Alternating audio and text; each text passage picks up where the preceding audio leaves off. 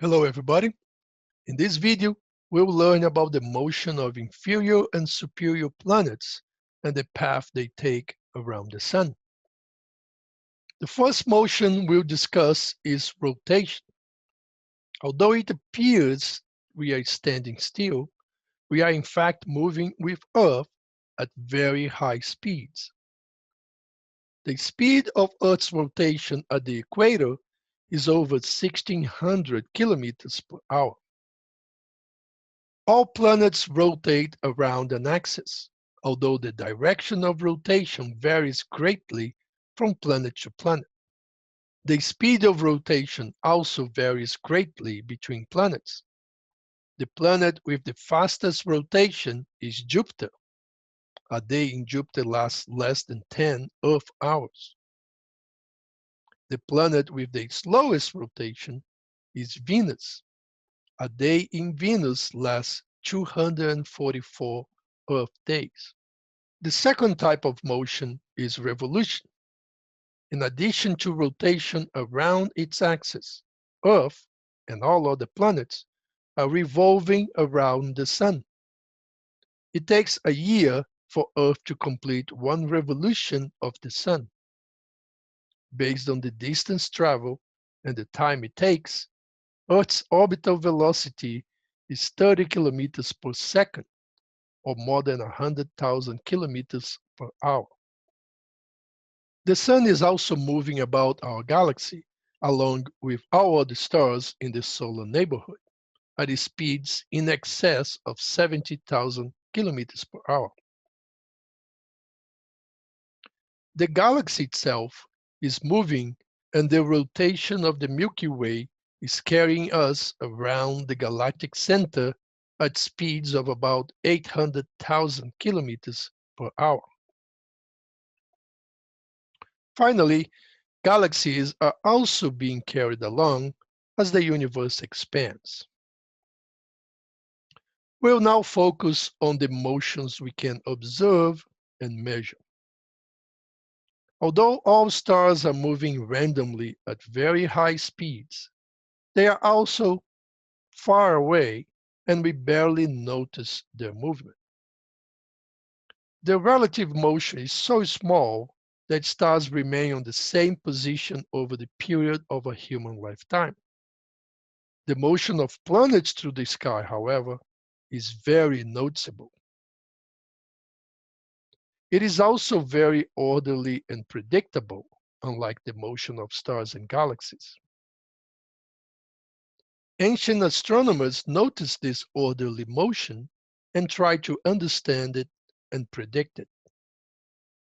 Early astronomers divided the 5 known planets into 2 groups based on where they can be found in the night sky. The inferior planets, Mercury and Venus, are those with orbits inside Earth's orbit. The superior planets, Mars, Jupiter, and Saturn, are those with orbits outside Earth's orbit. From our perspective, the inferior planets can never be seen separated very far from the Sun. Earth never passes between one of these planets and the Sun, and they are never seen high in the sky at midnight. They show the full range of phases, from new to full, as they and the Earth orbit the Sun. They are visible against a dark sky only after dusk or before dawn. They set shortly after the Sun, if they are in the evening sky, and they rise shortly before the Sun, if they are in the morning sky. Inferior planets never reach quadrature or opposition with Earth and the Sun. Their conjunction reaches a maximum eastern and western elongation of 28 degrees for Mercury and 47 degrees for Venus.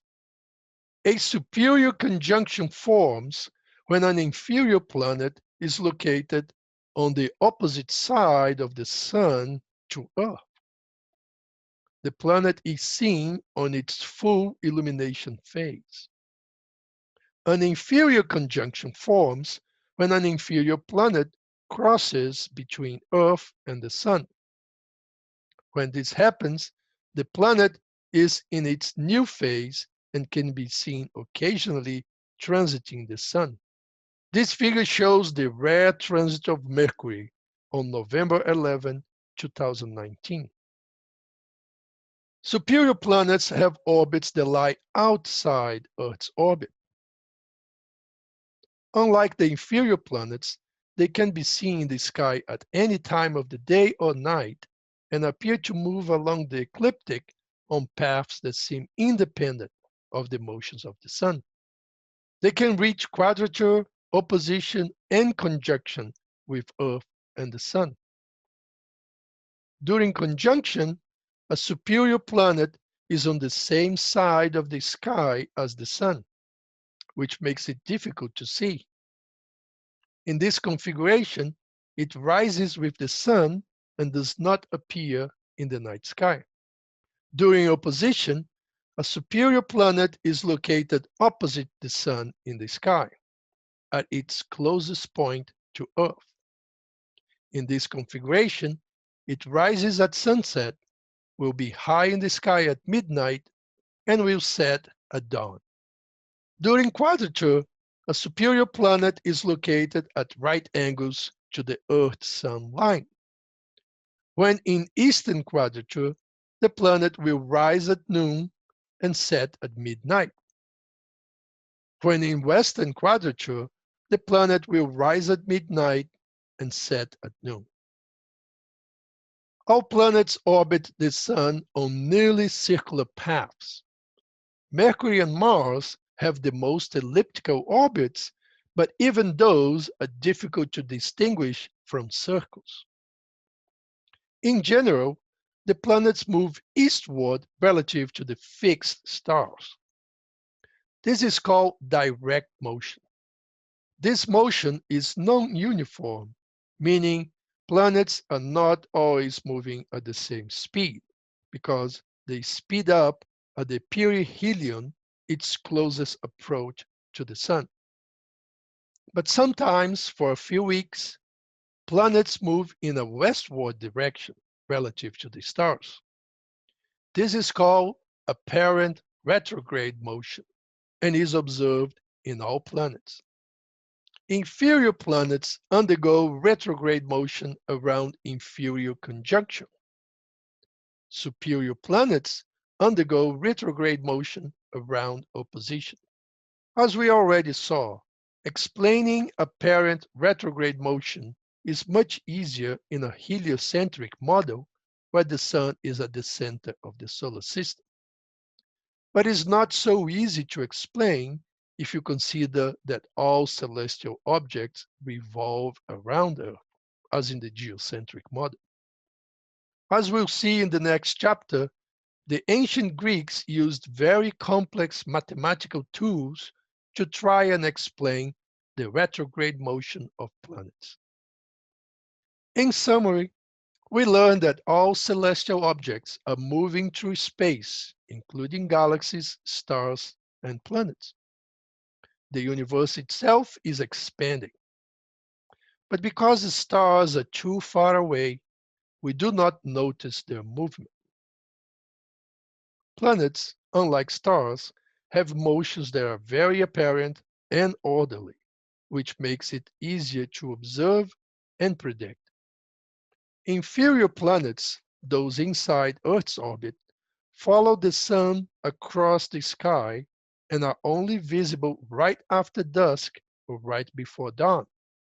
When in an inferior conjunction, they can be seen transiting the Sun. Superior planets, those outside Earth's orbit, move along the ecliptic independent of the Sun. They appear in the sky anytime with different configurations: conjunction, opposition, and quadrature. All planets orbit the Sun on nearly circular paths, and they generally move eastward relative to the stars, with non-uniform motion. Sometimes they have apparent retrograde motion, and appear to move westward for a few weeks. Thank you for watching, and I see you in the next video.